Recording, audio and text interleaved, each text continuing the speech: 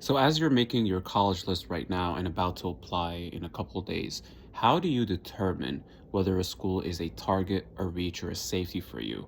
Now, there's no real easy way to determine this, but there's a couple ways. So, in this video, I'm going to tell you about two ways that are quantitative, kind of like metric based, and one qualitative way. So, the first one is to use a rule of thumb.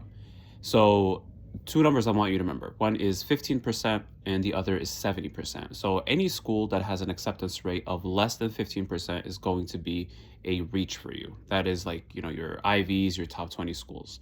Now, any school that has an acceptance rate above 70%, that's going to be a safety for you. And the huge kind of margin in the middle, 15 to 70, those are going to be your targets. Now, if you want, you can divide them up into high targets, low targets, but at the end of the day, that's kind of the ballpark range. Now, that's one way. The other way is by looking at the standardized testing scores that that school accepts. So if you are kind of well above the middle 50th percentile, you can really start adding 5% to that acceptance rate for every 10 points on the SAT or every 1 point on the ACT. And this really applies to schools with acceptance rates over 15%. Kind of like if you're thinking about single digit, it doesn't apply. So that's kind of how you can think about it.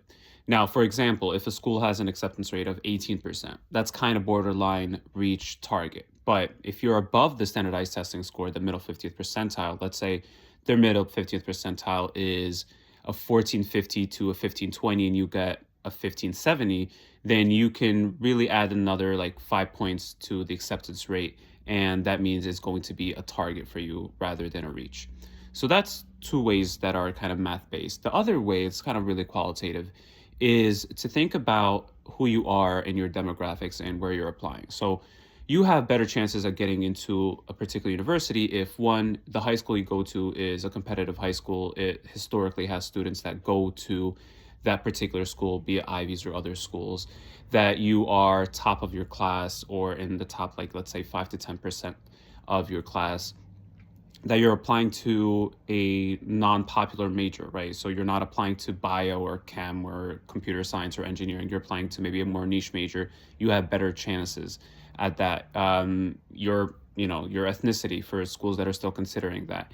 And anything unique about you. If you know who you are, if there's something that you're doing that not a lot of people are doing, all those things add to your acceptance rate. So this really applies for sort of the schools with acceptance rates that are borderline between, on the 15th percentile range to the 70th percentile range, if you're really trying to determine and how to set up a balanced school list. And if you're interested in how we actually set it up kind of with my students, let me know and I'll make another video.